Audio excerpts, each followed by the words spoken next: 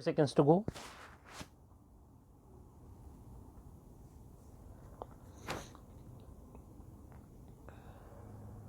Start. Sir, Article 14 of the Constitution guarantees you equality of opportunity. It disallows any kind of discrimination on the basis of place of birth, sex, religion, etc. Why should this alone happen that when it comes to the question of recruiting men to the army or the armed forces, you should think of the volume of population, the number of recruitable male population in a state, and then base your recruitment to a particular regiment on the basis of these figures. So, I would plead that the whole matter be reconsidered. Otherwise, what would happen is that on these two counts alone, the disparity in pensions, the reduction in the recruitment quota to the various regiments of the armed forces, the resentment against these policies and these procedures would continue to go on, and one day this can burst in such a big dimension that it will not be controllable. I would also plead for some other benefits to the ex servicemen. For example, you have reserved 10% of posts or 15% posts in the various public sector undertakings in the departments of the Government of India, in the state governments for persons retired from armed forces. But have you ensured that the system is working well? Where is the monitoring system? Is there any monitoring system in this country under the control of the Ministry of Defense, or let us say tagged on to the Directorate of Resettlement and Rehabilitation, which ensures that whatever percentage was fixed for every state, for every department, for every public undertaking has been implemented, and the people who served in the prime of their life in the armed forces of their country, who gave their sweat and toil, sometimes their blood also, are not driven from pillar to post just at the suggestions of a few clerks and petty officials. They are the heroes of the armed forces, but they have to suffer the insults and injuries, and they have to suffer the irritants which you cannot imagine. Here, all members of Parliament, including the Minister of Defence, will award laurels to the armed forces. But when a man retires from the armed forces, he is driven from pillar to post.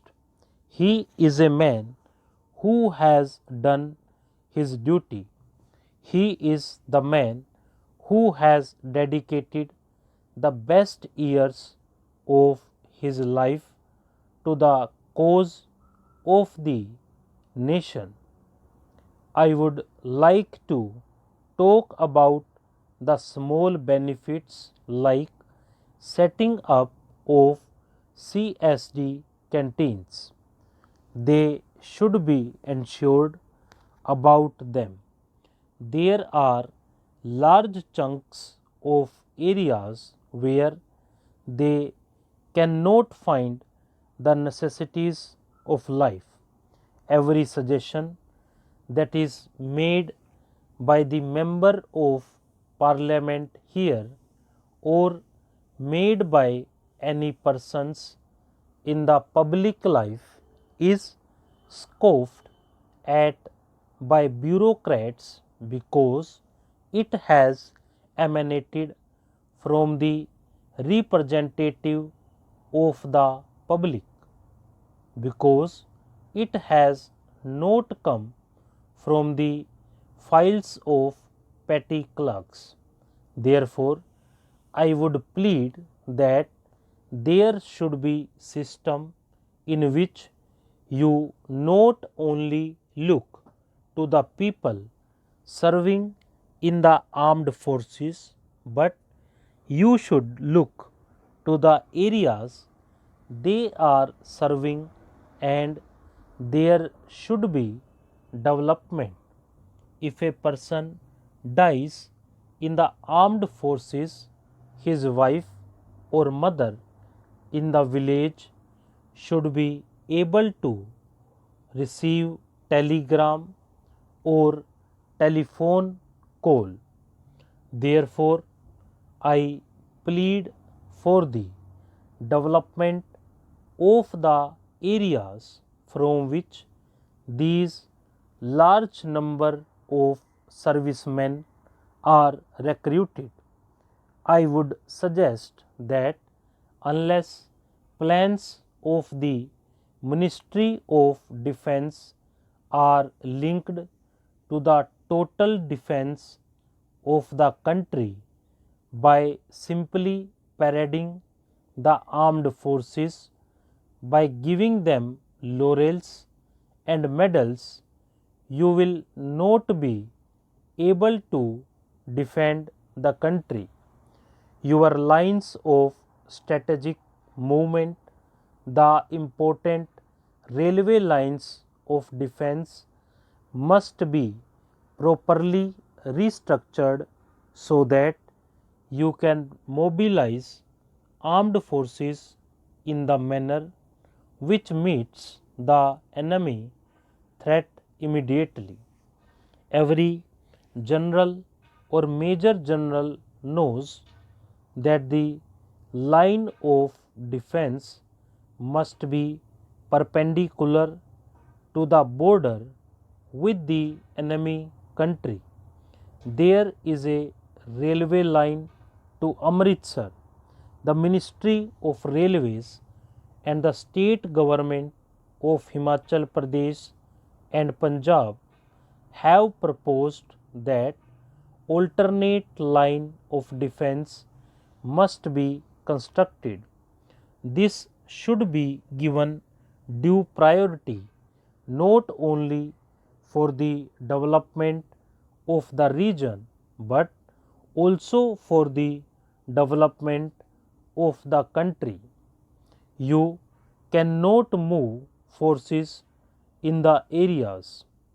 We must also look the navy, because it is often a neglected wing of the armed forces. We forget this wing. We have a long coastal line. We should see that it is properly guarded.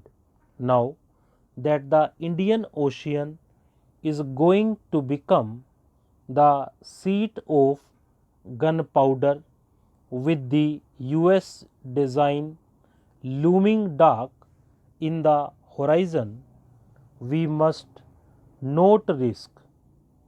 We should be alive to the threat not only from across the borders but also from the coastal side. I would very much like that the Indian proposal to treat the Indian Ocean as a zone of peace should be accepted by all nations of the world. I would like to conclude by saying that our armed forces are doing well.